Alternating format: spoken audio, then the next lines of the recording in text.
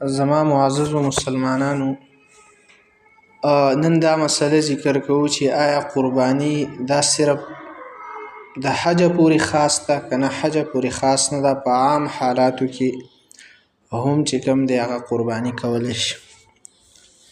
نو د دې باره کې مسله دا ده چې قرباني د هر ځای مسلمانانو د پاره ده چې صاحب نصاب په هغې باندې واجب ده.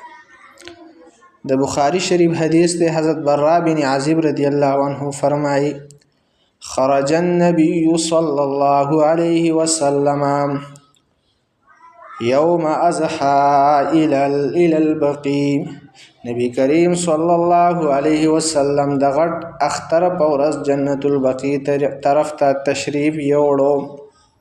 فصلى رکعتين، 2 رکعات منځ وکړو. ثم اقبل علينا بوجهه، بیا زموږ طرف ته راوګرځېدو. وقال، نبی علیه الصلاة والسلام فرمایل: ان اول نسکنا فی یومنا هذا، بشکا په دې ورځ زموږ اولنی عبادت دا دی چې مونږ به د غټ اختر مونځ کوو. ان نبدأ بالصلاة ثم نرجع فننهر، بیا به واپس کیږو قربانی وکړو.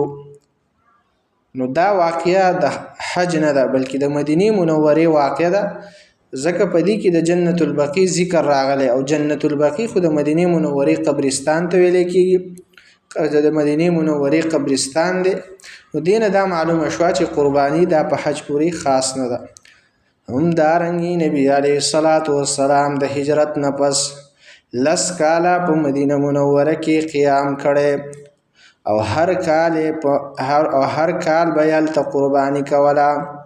نو معلومه شوه دا خبره چې قرباني د حج سره خاص نه ده بلکې د دې حکم د هر ځای مسلمانانو دپاره دی، خو چې په چا باندې دا واجب وي